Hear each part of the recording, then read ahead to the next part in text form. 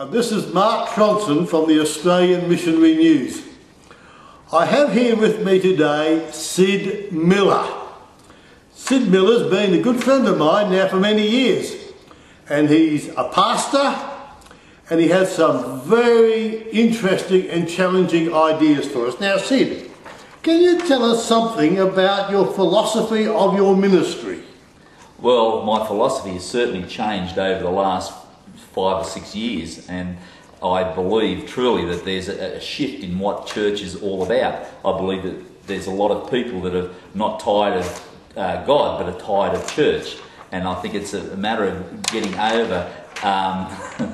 over a lot of the particularly in Pentecostalism, the event side of things, the programming, the events, the big performance that we seem to think that we have to put on as a church, when all that God wants is just our heart in worship, and whether it be in song or whether it just be in our everyday living, our total worship to Him and to Him alone. And I just think that there is such a shift with people that are so tired these days of all that they just need the refreshing heart of just the personal connection with Jesus. Now Syd, that's showing up in all the church life surveys too. Is it? Yes. Now, you've also had a particular proclivity to men's ministry, just to men. You seem to have this link with men. Okay, but you expound that. Well, I can accept that, but I think one of the things that I've learned to be is just real. Men need to be real, and they need to see it being real coming back to them. They don't, Australian men in particular, don't like anything false. You know, we're a pretty hard bunch. We can be very just hard, that'll do as a word, but the thing is that we don't like false. So you just be who you are, you treat them as they are, and I deal with men all the time. I've had a few phone calls today even from guys that want to come and talk with me and just be with me because they see me as being real. And that is good. I'm not trying to big name myself, but now folks, that's true.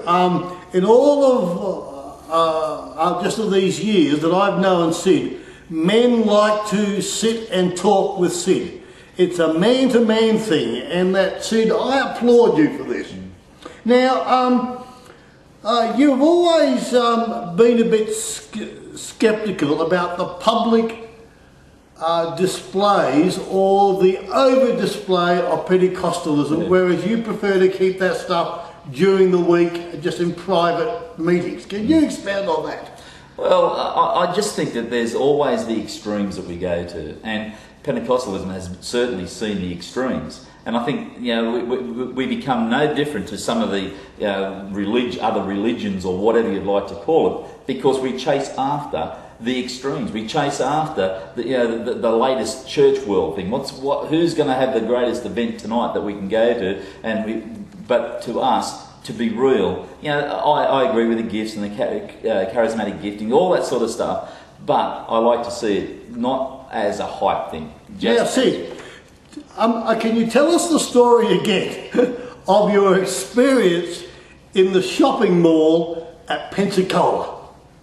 Well, yeah, that was a great experience. You listen to this, folks. Well, we were there, and we were part of the hype that was going on over there, and it was nice to be part of what was happening. And there's thousands of people that have gone through that. Now we would hear back here that there was this big move of God, everything was happening, and what was changing and going on over there. Yet we went to a restaurant. It was a restaurant just down the road before we went to the meeting, and of course they would say to us, "Well, what are you Australians doing over here?" "Oh, we've come to Brownsville, to Pensacola, Brownsville Church, you know, for the move of God. Haven't you heard?" "What are you talking about?" They had no idea. Yet we would hear back that it was just this, you know, the whole Brownsville has changed. You know, like the move of God. You know, this whole revival had come. Yet nobody knew about it. In Pensacola. In Pensacola, yeah. Now, tell us about how important is that music, or maybe good music, about music just in worship. I love music. I love to sing. I may not sing that good, but I love to sing. And what I've learned, particularly this year, that I have determined in my heart that I will not sing another song in church. if I'm going to sing, it'll be worship. And that is all. I heard it said to me, and that just clicked to me. I thought, that is it. We can sing songs, and that's all they are. But when you come in a place of singing and it's worship, when it's unto God, and when you listen to the words and not just the fancy little tune or the sounds of the drums, or you don't just listen to the words that we sing, whether they be hymns, whether they be choruses, whether they be your hill songs, it doesn't matter. It just comes out of the heart. Okay, now, you've always been able to combine a sense of entertainment for the congregation and fun, and also seriousness. How do you combine that so well? Well, I think it's a lesson that I learned in these last 6 years was just be me. Because I think that the image, we have a definite image problem around the world today where we see someone that we have to be like or we have to do. That is me.